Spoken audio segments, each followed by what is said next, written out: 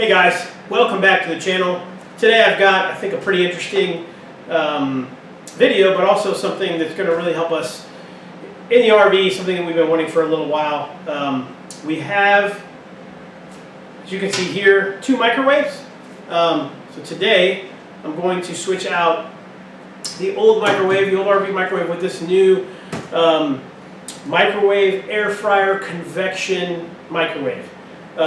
Convection oven. So this is a $98 commercial microwave that they have on the shelf at Walmart, and this is the standard microwave from the RV.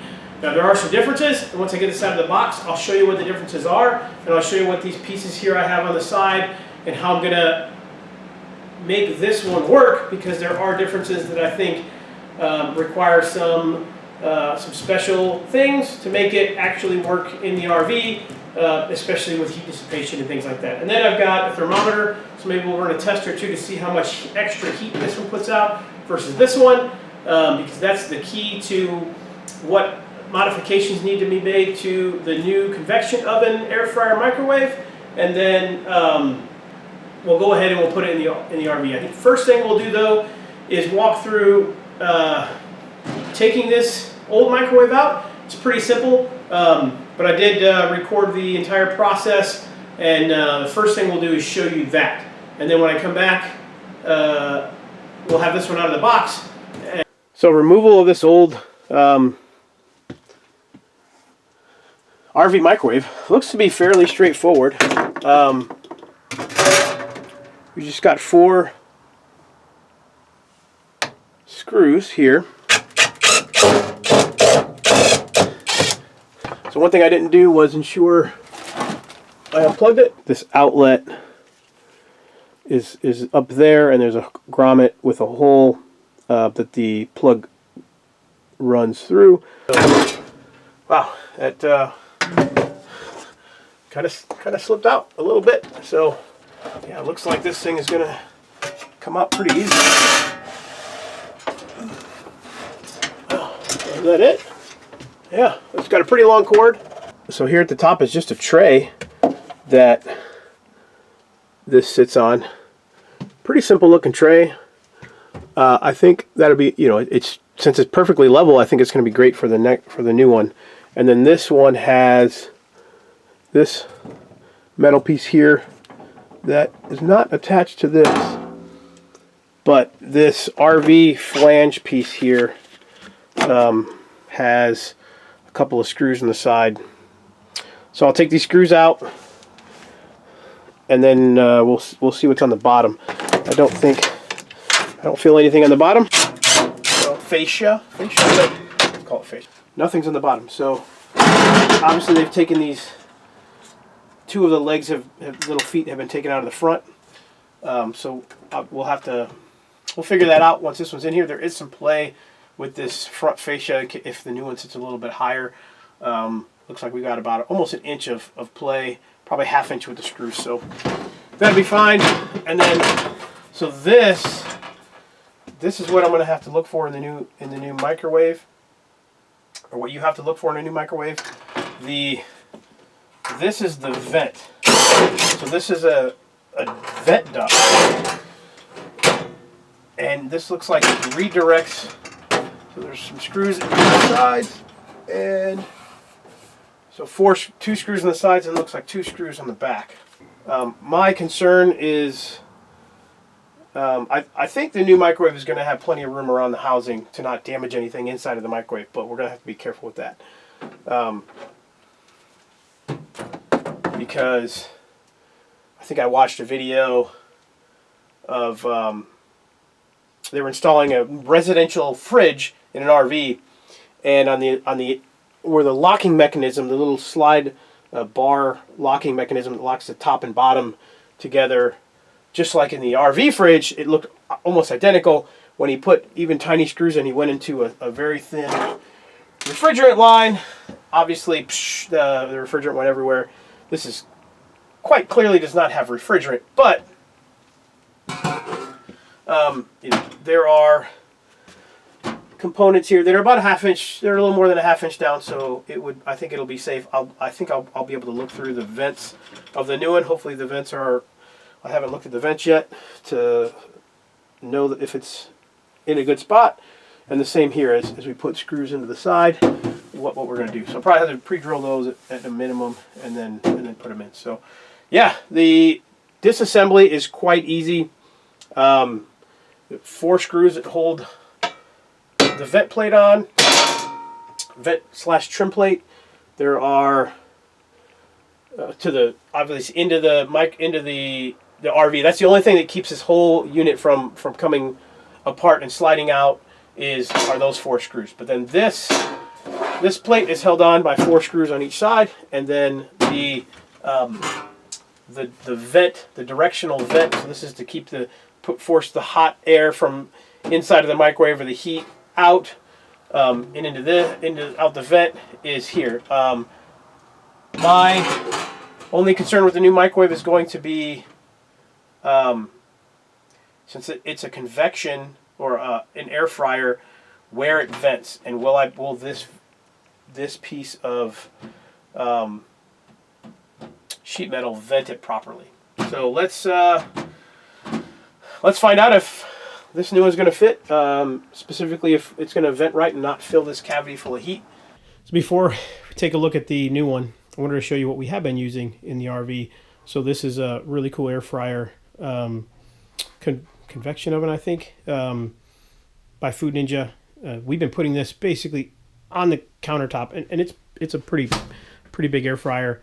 But what's cool is that it does lift up and save a little bit of space. So it does lift and save a little bit of space, and then it opens from the front, so it's pretty cool. So this one we have been bringing in the RV, but it takes up our entire flipping countertop. So we want to consolidate all that into the microwave that we already have. So that's what we're doing. But this is a great one, by the way, in case you need an air fryer. This Ninja one's pretty cool. Before we get into the new one, compared to the old one, the new one is a gallons microwave plus air fry, also a true convection oven with all these items. The biggest, it's only what 0.9 cubic feet. And I think that's the biggest takeaway was I wanted something that would fit in the hole. And here is the trim work. So I measured the old one, I measured the new one. I think this old one is slightly taller. So I'll have to cheat this vented trim work up just slightly. So I think on the top we'll have maybe a ½ an inch gap at the top, which you won't really see. But it only the screws go in on the sides anyway, so not a big deal. Now, what are the differences and what do I need to overcome? So obviously, I think I showed, hopefully in the video of removing this, you can see the cavity that this came out of. A typical microwave, I don't think it heats as it does generate heat, but not what this is going to generate. So not what a convection oven and air fryer is going to generate. It's going to generate some heat. So that heat needs to get out of the back of that cavity and actually come out of these vents and out into the RV. And this microwave had this duct, I guess, already kind of built into, and I don't know if this is an intake or exhaust. I think this is probably intake, but it already had this duct, and this duct really sat flush with the vent here. So if there were heat, it could come out the front, and it was touching, it's this duct or this trim work sits flush with the steel part of the microwave built behind the face. So this sat flush against that, so that any of that air was either coming in or out directly to the metal, and not in the wood cavity behind the microwave. So that's something we're going to have to overcome. And the differences that you can see in the microwaves are this vent is on the top, and the vent for this one is on the side. So how we're going to do this is going to be interesting, because obviously, I could adjust this to kind of come up, and then I bought some duct work to come up and around, potentially go up and around. And on this side, we've only got about 1.5 inches, well, 1.75 inches, almost 2 inches of clearance between the actual side of the paneling in the RV. So we don't have a lot of room on this side. And then back here, what I believe is the actual exhaust. So I think this is the heat exhaust. So this is where it's going to get hot back here. So this area, not a big deal, obviously, on that one. But here, I think we're going to get some heat and some exhaust. So I think I've got my digital thermometer here. I think I'm going to go ahead and do a little test.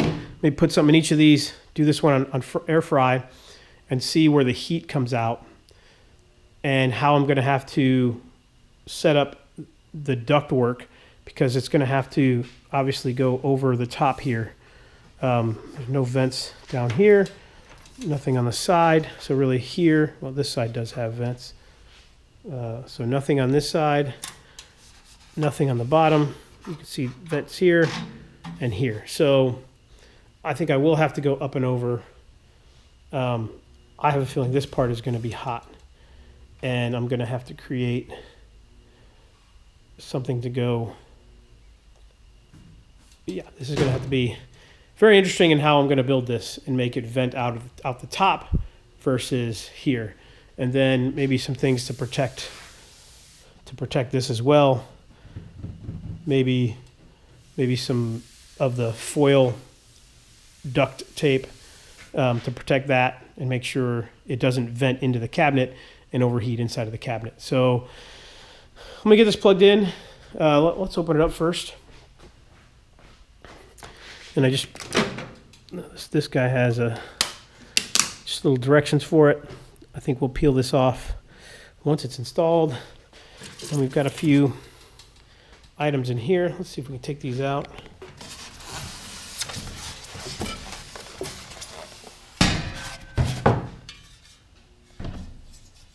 So inside of the microwave, we've got the traditional ring and turntable. So you've got the glass turntable for the traditional microwave. And then these two, so I think this is the air fryer stand, and this is going to be the stand for convection bake. I think my wife's better at this than me. But I'll read these directions, I'll plug it in, I'll find something to put in here, and we'll see what the heat output is. Maybe we'll test something in this one as well to see what kind of heat we're going to get, and how I'm going to have to build this vent. I'm going to test them both. Got both plugged in. I'm going to test them both separately because I've got them plugged into one extension cord. Don't want to, pop my breaker here in the garage. But I've got Jimmy Dean sausage breakfast sandwich, and then I've got some sweet potato fries that I'll air fry. And looking at it, it looks like it's pretty simple. You just place the when it says air fry and the others, it says that you're still using the glass turntable. So, I was afraid if it's heating up this plastic on the rollers on the turntable, or you need to take the turntable out. But it looks like it stays in there. So you just put it on top of the turntable. Maybe it won't turn. And then obviously it's got air fry. So I'll close this one and then start on this one here. So we're going to start. What we do like is these express cook buttons. So it looks like we have plus 1 minute, plus 5 and 30 seconds. So it's just got the 30 seconds, which is good as well, because you just hit the 30-second button 4 times and you've got 2 minutes. So it still works in a manner.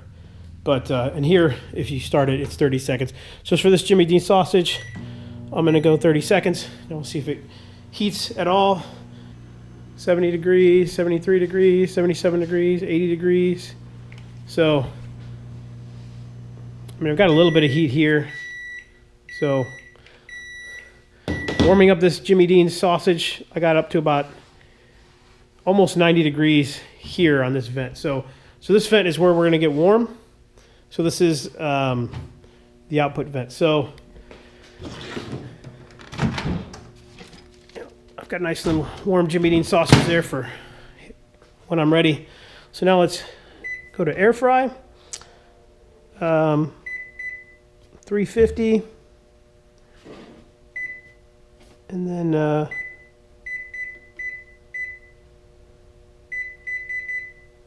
10 minutes. Start. So now we're in air fry for 10 minutes. So I guess the amp clamp does give us a little bit of information. So I think the max amperage that this one pulled was 3 amps. And currently this air fryer is pulling 8 amps. So, and I've got it set on 40 amps there. So 0.08 is going to be 8 amps. So this is pulling 8 amps. And as I think about this, I may go in a different direction with how I duct or insulate that cabinet. So I do have a plan, but I need to think that through. So currently, no extra heat. So I'll come back to this in a minute or two and then see where we've got the heat at and how I may have to duct this or to keep it nice and protected while it's in that cabinet area in the RV. So it's been air frying at 375 degrees for almost 8 minutes now. And to the touch, it feels hot on this side. So this vent clearly is exhausting heat. The top is warm. As we come along this back here, yep, I don't feel that much heat. So let's see what we actually have. See where the fan is. 66 degrees here. So inside do have a little over 100 degrees, 109, 110. So the metal itself is 90 degrees, almost 100 in some places. So on the top here we're 87, mid 90s. So inside it's pretty warm, but the outside I can touch it. This side is the warmer side. Yeah, so the metal on the side itself is 132 degrees, and then 140. You know, so at 375 degrees inside, you know, I think we've hit about 150 degrees, close to that as our max. So I think I need to run to Lowe's, return this, and I've got another idea I think that's going to work better. And I'll turn instead of trying to run duct work and mount it to the microwave like that one, I think I'll take the old duct and mount it to the side, but then I will maybe turn the entire cabinet into a heat protected duct. I think I can do that, and I don't think that'll be very expensive. So yeah, once this thing counts down, we'll see how well it cooked. Let's see how we did. Yeah, nice and warm inside. Take my shop towel here. I'm gonna burn my fingers off.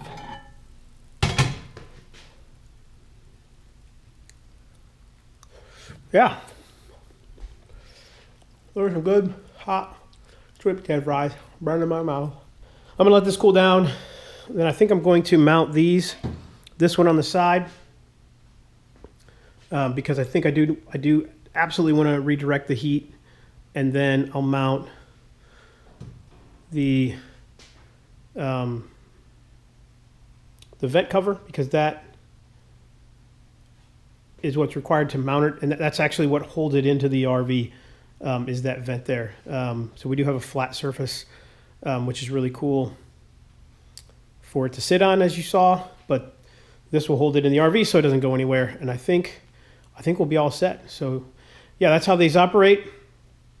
Let me let this cool down, prep this, and then go run and pick something up, and I'll show you how I'm going to seal and protect the inside of the cabinet. So I'm back with the new solution with how I'm going to insulate the cabinet. So I just got this self-adhesive foil and foam, 1/8 inch thick, so it's foil backed, foil faced, self-adhesive roll of pipe insulation or duct insulation. I think I'm going to do the entire inside of the cabinet with that, to make sure there's no exposed wood, basically to turn it into the vent for the entire thing. But first thing I'm going to do is install this duct that was on top of the old microwave. I'm going to install it on this microwave on the side so that it goes up, because like I said, we only got about 1.5 inches, 2 inches of clearance between the edge of the microwave and the wood. So if I can add additional venting up, because we've got 4 or 5 inches, maybe more, above the microwave, so we've got quite a bit of room. And then I think we've got like 8 or 9 inches behind the microwave, so quite a bit of room behind the microwave and above the microwave for ventilation. So around the microwave X is going to have pretty good insulation, and I bet we probably could put this in without that, and it might get a little warm in there, but it would probably be okay. But you know, just to make sure, I'm going to take these steps to solidify. So let me walk through a lesson I'm learning as I go on this. Don't know whether I'll include my first mistake or not, but I put this vent on and put the screws on, then realized that this flange here is going to be longer than where the screw lies. So this screw's going to be higher. So maybe I can go through here as well, based on where I can adjust this vent. But this flange, or this trim and vent has to go first. What I found here now is there's a lip on this piece, and I've already taped it off, but it needs to sit. So on this side it's fine, but it needs to sit a little bit farther in. So I've got to cut just a tiny bit off of the inside lip of this, so that it fits. This is flush with the edge here. So I'll do that. Let me cut that, and then I can put the holes in and make sure this thing fits in the side. And if I can mark, I don't know. No, I don't think so. Because if I can use pre-existing holes, I will, but I don't think I can. So yeah, that's the next step, is to cut this. And then once that's cut, I'll be able to put it in. I'll be able to line it up and put the screws in. So the trim and vent is on. I just drilled using what is it, like it's a small drill bit. Let's just go with that. And then these 1/4 inch screws, some really small screws, into the side here. I didn't feel like I hit anything, so it went farther deeper than I thought. And then here you can see this flange, or this just bend. I guess I'll call it a flange. Why not? And how I needed to cut it out around this section. It was good over here, so should sit well in there. That microwave is lower in the front, so I'll have to see if I have to take these off or not. I'm not sure. I think you can see that one's lower, so maybe I will pop these off, because that's how it was sitting. So I think I have a little screwdriver, and then now I'm going to pop it up on the side and try and reinstall the vent to direct it up and out, to direct the heat up and out.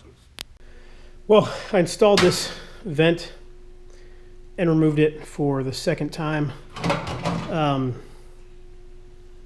realizing that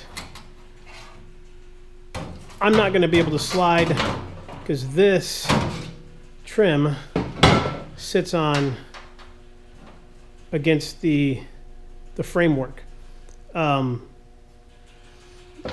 this is not going to fit when I slide this in with the framework. So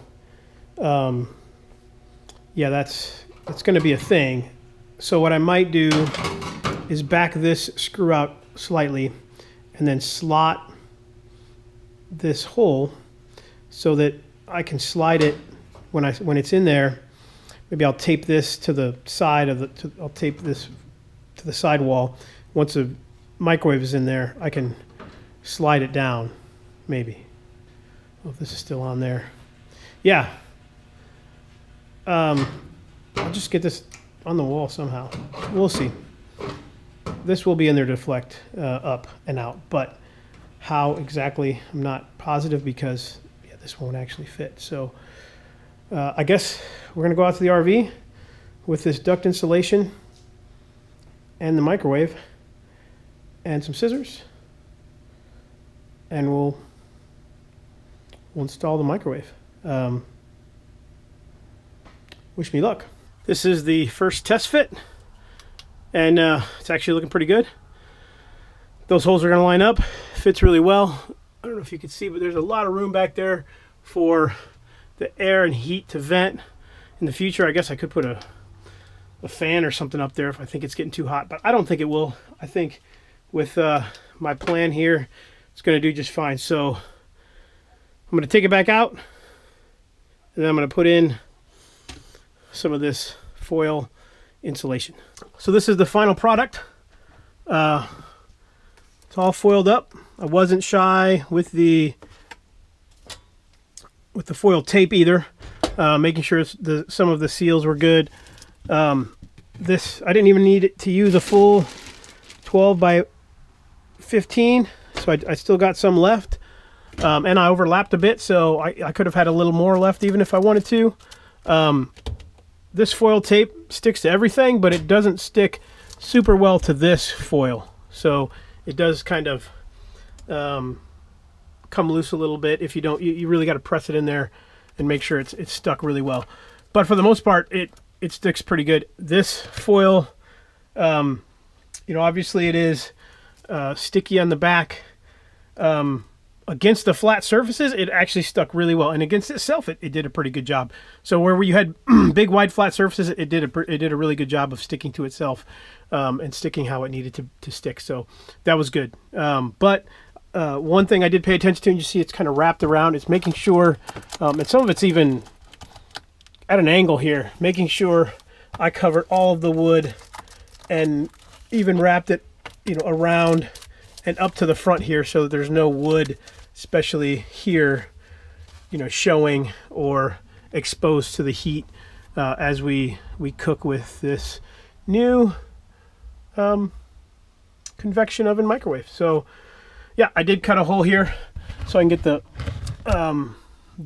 cord through. If you have someone else to help you, it's a little bit more helpful, but doing it yourself, you kind of got to balance the whole dang microwave up on one shoulder and then get that wire through. What's weird is this is rectangular cut for the plug that's on the other side, it seems like, with the Romex going through it, and there's a capped off circle hole, you know, with a plastic grommeter on the edge of the circle on the inside, but then up here in the corner there's a circle cut, and that circle goes to nothing. I was trying to put it in there first and it went to nothing. So, but now I will I'll slide this microwave in here. I'll make sure these edges are good one last time. Slide the microwave in here, and I think we're good. You know, I like this. I can put another layer if I want to. I could do some of the foam and then a layer if I want to. But you know what, this, especially up here, and I think I already said I could put a fan in here if I really needed to. But I think up here it's important because, you know, it's the top of the RV, and I don't want it affecting the top of the slide out, and I don't want the heat affecting the you know, the roof of the slide out. So hopefully this should protect it.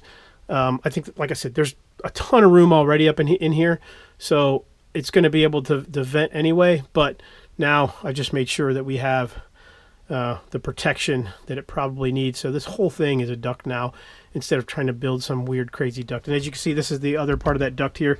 I just taped it I taped it here, and then I taped it along the edges, and I taped the bottom so heat can infiltrate underneath. Now this will line up pretty well, I think, with those vents, and then let it kind of come up and over and out the microwave versus just kind of hitting this and heating up right in here against this. You know, it's just enough additional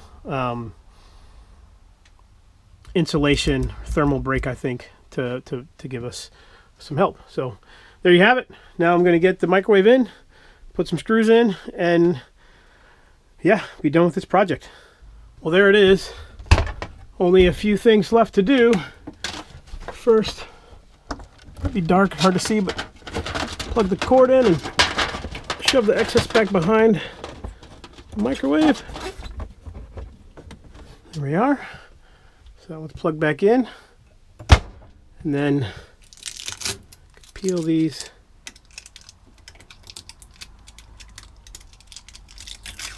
stickers off. I think people like that. Yeah, I've got to go get the pieces. Let's go. It's got a heating element up here. That feels like cardboard, but it's not. I left the components in the garage, but I just noticed, I think this one stays here, but these, well, I cooked with these on, so I should probably take them off. I don't know why these are in here. They're not holding anything on. Oh well. And then the last thing, oh, come on. There it is.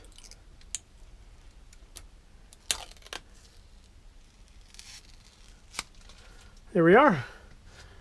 Now I'm not going to fire up the generator, plug it in, but now we have an air fryer convection microwave. They can bake and roast. There's the directions. Probably put these directions, I think, right here.